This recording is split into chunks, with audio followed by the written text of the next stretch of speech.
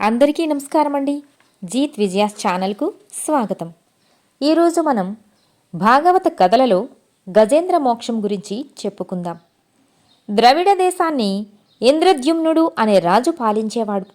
అతనికి విష్ణువు పైన అపారమైన భక్తి విశ్వాసాలుండేవి. ఒకనాడు ఇంద్రద్యుమ్నుడు కొలువులో ఆసీనుడై ఉన్నాడు. ఆ సమయంలో దూర్వాసుడు సభలోనికి వచ్చాడు.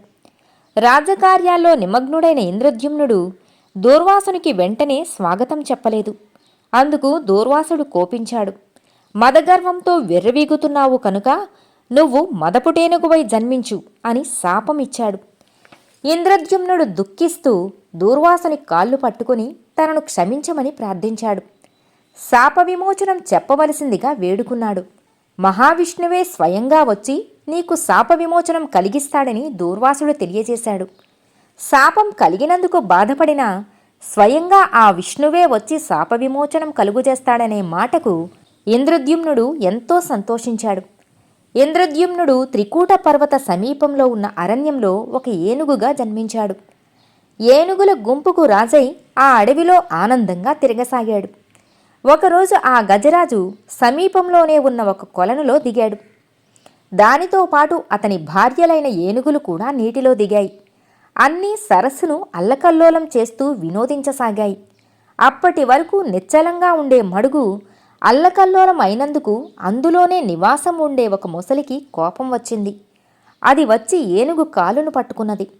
ఆ గజరాజు మొసలి పట్టు నుండి విడిపించుకోవటానికి పలు విధాలా ప్రయత్నించింది. మొసలి తన పట్టు విడవలేదు. నీళ్లలో ఉండే మొసలి బలవంతురాలు కదా, ఎంత బలాన్ని ప్రయోగించినా ఏనుగు మొసలి నుండి తప్పించుకోలేకపోయింది. ఏనుగును మడుగులోకి లాగాలని మొసలి నుండి విడిపించుకొని బయటపడాలని ఏనుగు పెనుగులాడుతూనే ఉన్నాయి. రోజులు గడిచాయి. పోరాటం ముగిసిపోలేదు.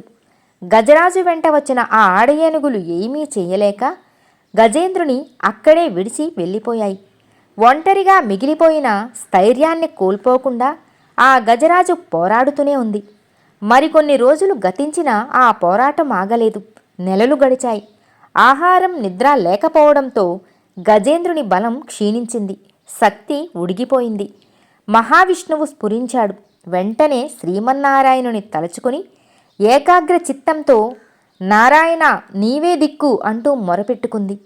గజరాజు విష్ణువును స్మరించిన ఆ సమయానికి దేవదేవుడు లక్ష్మీదేవితో వినోదం కోసం పాచికలాడుతున్నాడు. గజరాజు మొర విన్నంతనే విష్ణువు ఉన్న ఫలంగా బయలుదేరాడు. భక్తులు అపాయంలో ఉంటే భగవంతుడు సహించలేడు కదా. విష్ణువు బయలుదేరిన వెంటనే ఆయన వెనుకనే లక్ష్మీదేవి, ఆమె వెనుక గరుత్మంతుడు, శంఖచక్రాలు వెన్నంటే రాసాగాయి. విష్ణుమూర్తి గజరాజు ఉన్న ఆ మడుగు దగ్గరకు చేరుకున్నాడు. విష్ణువు చేరేసరికి గజరాజు పరిస్థితి మరింత దిగజారింది. మరణానికి చేరువయ్యాడు. వచ్చిన వెంటనే విష్ణుమూర్తి తన సుదర్శన చక్రాన్ని ప్రయోగించాడు. అది వెళ్ళి మొసలి శిరస్సును ఖండించింది. అంతే, ఏనుగు కాలు మొసలి నోటి నుంచి బయటపడింది.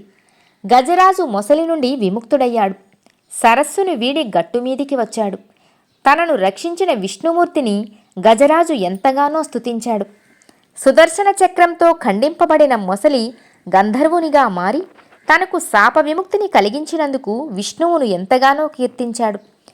దూర్వాసుని వలన శాపాన్ని పొందిన ఇంద్రద్యుమ్నుడు కూడా విష్ణువుచే శాప విముక్తిని పొందాడు. విష్ణువు అతనికి మోక్షాన్ని ప్రసాదించాడు. ఇదండి గజేంద్ర మోక్షం కథ. సర్వేజన సుఖినో భవంతు.